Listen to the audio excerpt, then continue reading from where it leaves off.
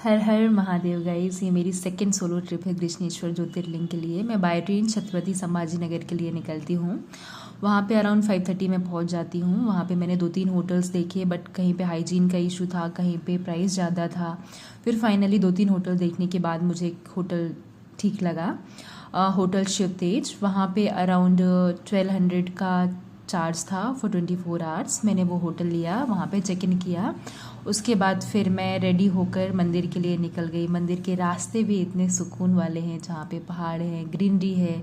बहुत ही अच्छा था सफ़र। मैंने पर्सनल ऑटो किया था क्योंकि पब्लिक ट्रांसपोर्ट पॉसिबल नहीं था, क्योंकि मल्टीपल प्लेसेस कवर करनी थी।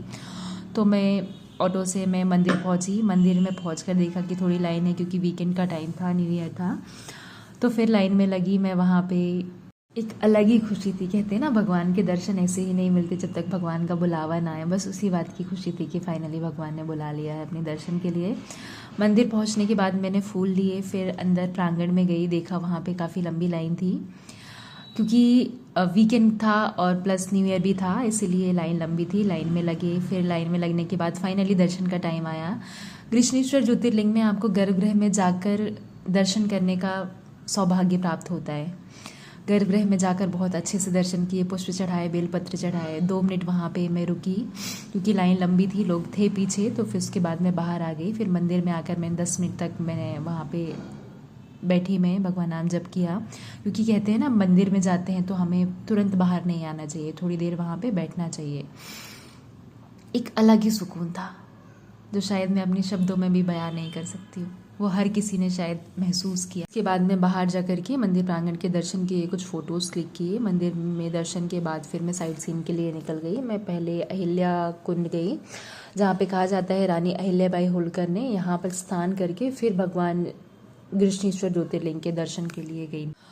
कुंड के दर्शन के बाद मैं एलोरा केव्स के लिए निकल जाती हूँ, जहाँ पे टोटल 34 केव्स हैं। जहाँ पे एलोरा केव्स में इंसान के स्पिरिचुअल इवेल्युएशन को दिखाया गया है। बुद्धिस्ट केव में त्याग और ध्यान दिखाया है। हिंदुस केव में कर्म और शक्ति दिखाया है। वहीं पे जैन केव्स में संयम और मोक्ष का फाइनल लेसन दिखाया गया है।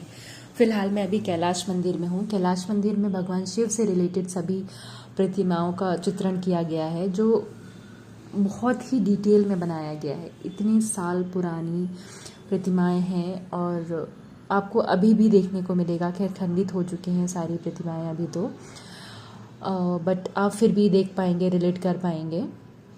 और अभी मैं फ़िलहाल कैलाश मंदिर में हूँ, और यहाँ पे आप देख सकते हैं कि भगवान शिव से रिलेटेड सारी चीज़ें का डिटेल में वर्णन किया गया है। और आपने स्टडी किया होगा कि 20 की नोट में जो सिंबल लिया गया है वो एलोरा केव से लिया गया है।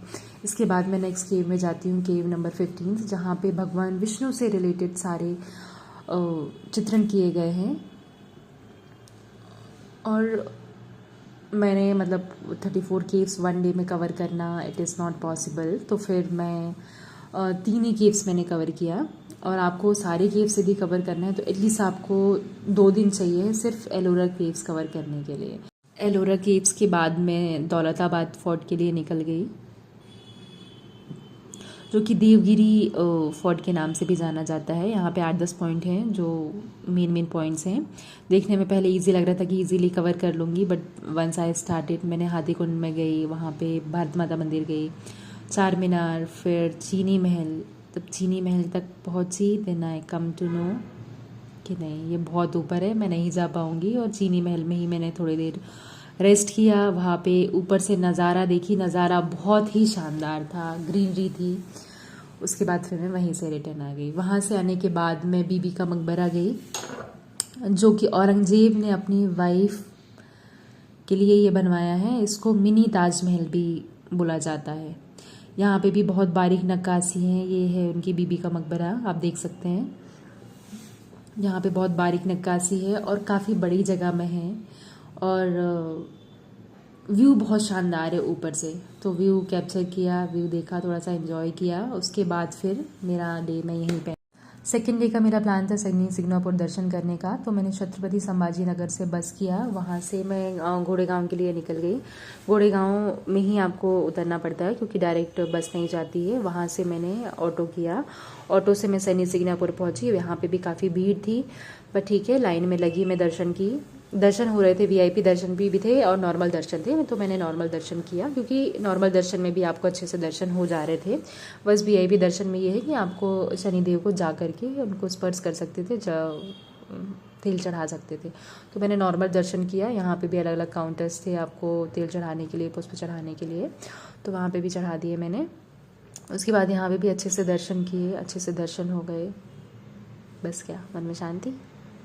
मैं डे अपना यहीं पेंड करती हूँ।